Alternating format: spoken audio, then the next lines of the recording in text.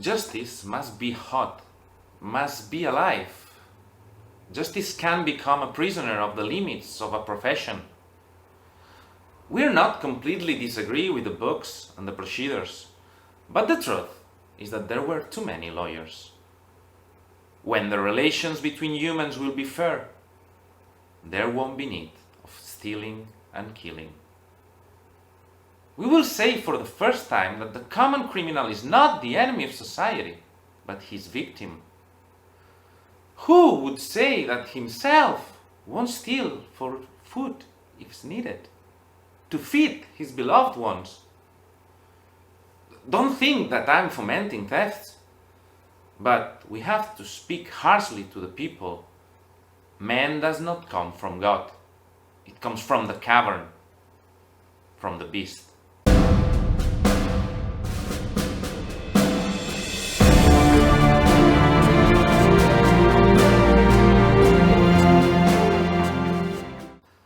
Good morning, I'm Pep and this is the Spanish Civil War. In this channel and for the next 3 years we will follow the Spanish Civil War week by week, with its battles and the Holocaust that it provoked.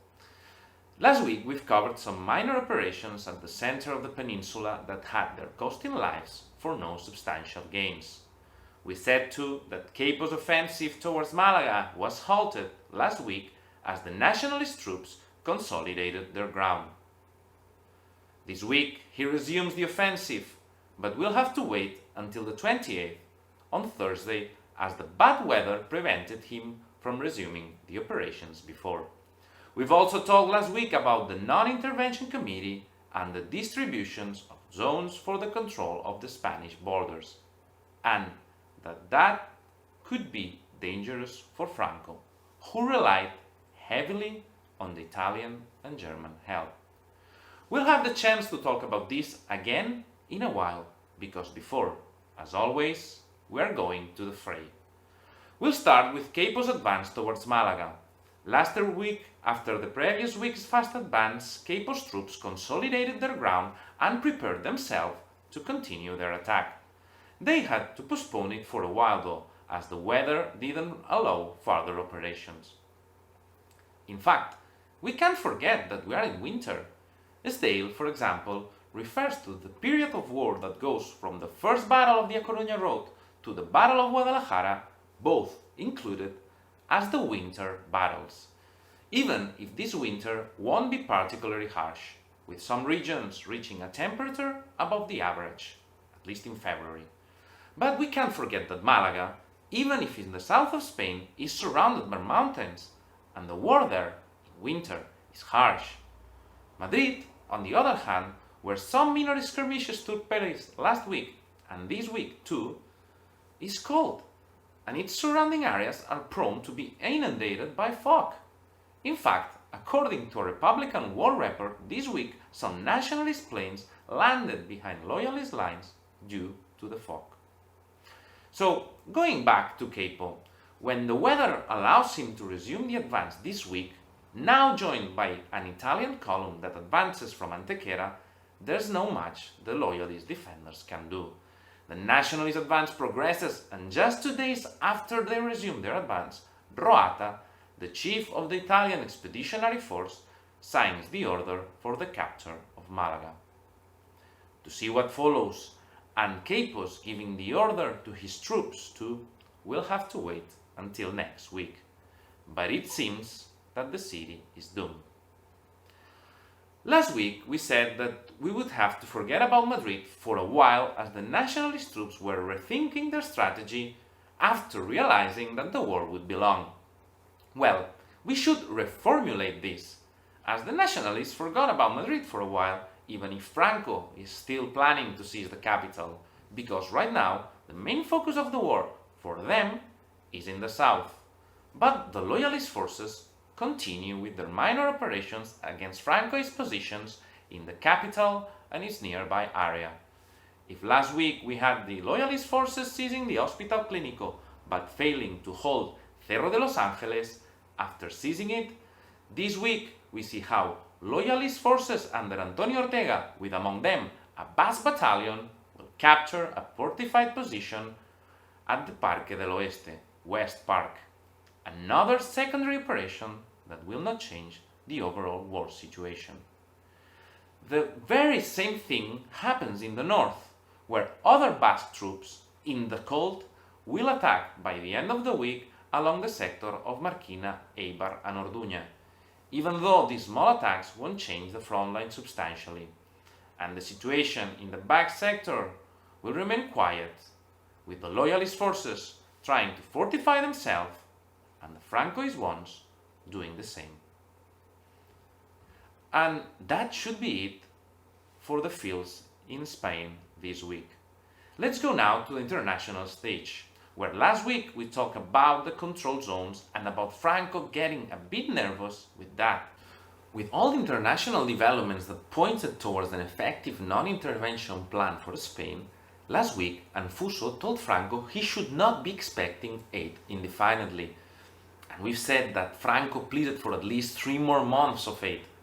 This week, in order to ensure this much-needed German and Italian material, on Monday we'll send a letter to Mussolini telling him that, along with countries like Mexico that are not members of the committee and that are not supporting the non-intervention agreement, Italy should also advocate against any non-intervention agreement.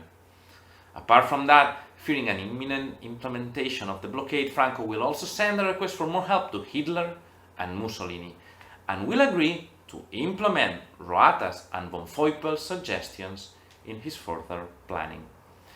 Germany and Italy still don't trust Francoist forces' ability to deal with the war.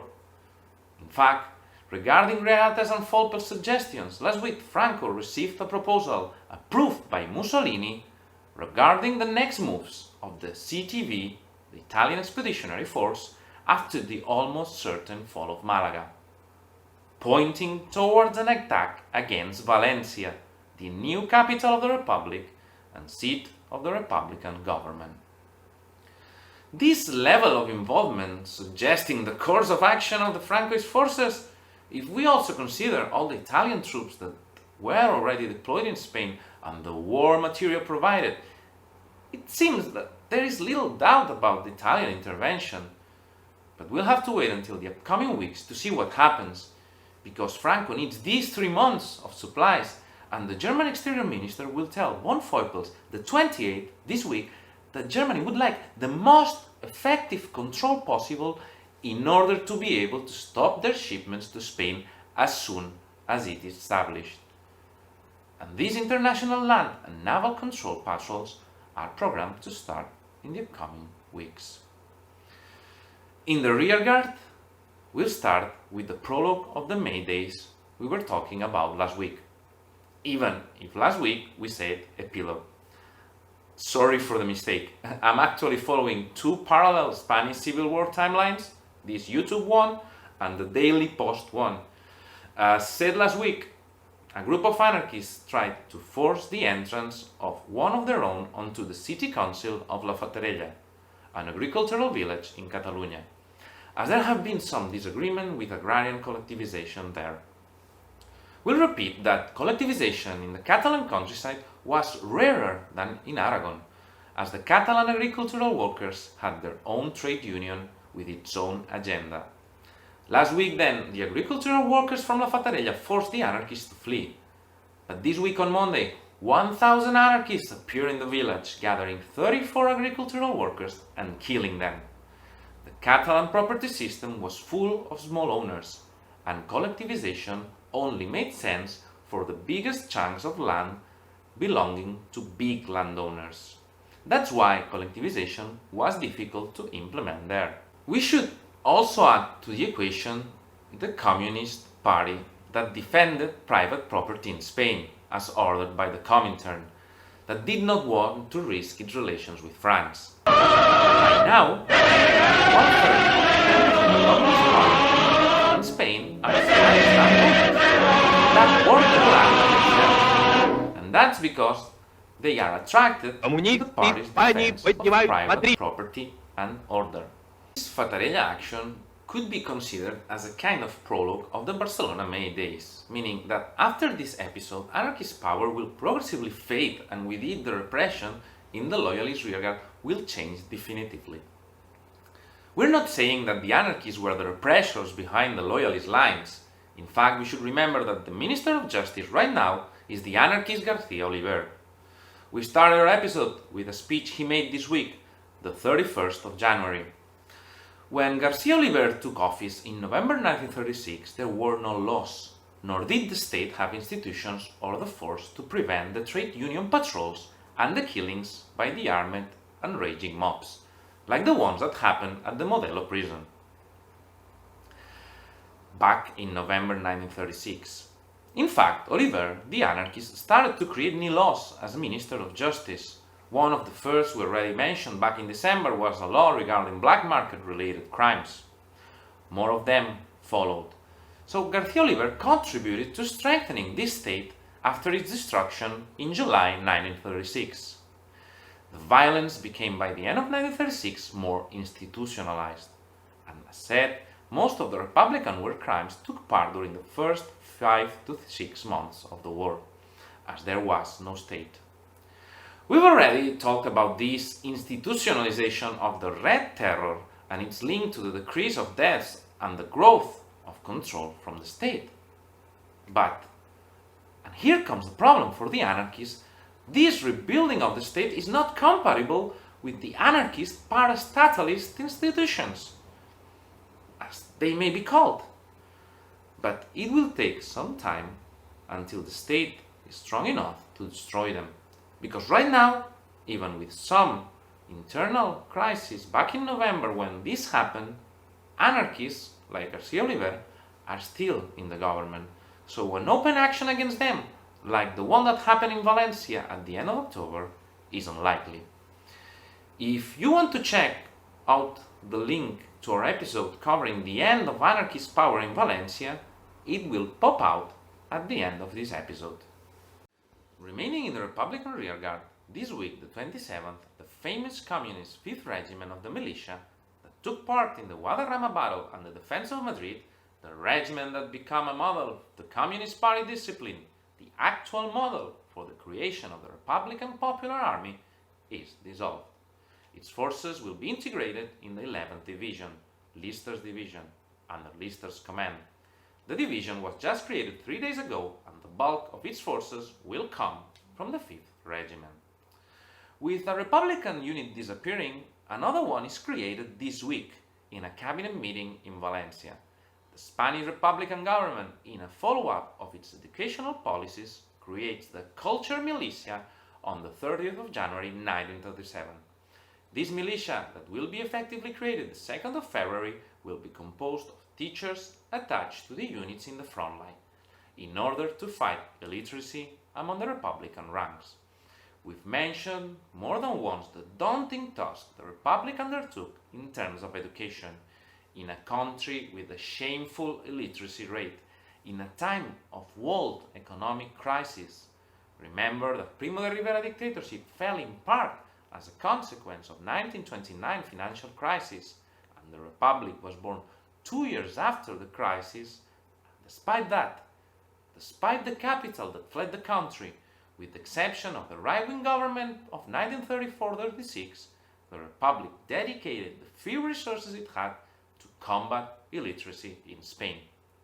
These tasks became more daunting as the war started, but they kept working on that, and not just in the rearguard with the schools for the kids, but also in the battlefield with these culture militias. With the creation of the culture militias, we reach the end of this week. Please don't forget to like the video and subscribe. If you enjoyed it, share it. We have to bring light to the history of Spain. If you are able to support us in our Patreon channel, as these heroes already did, or offer us a coffee, this would also be great and would help us to carry on and improve the project. Let's make this possible together. Thanks for your attention, goodbye, and salute.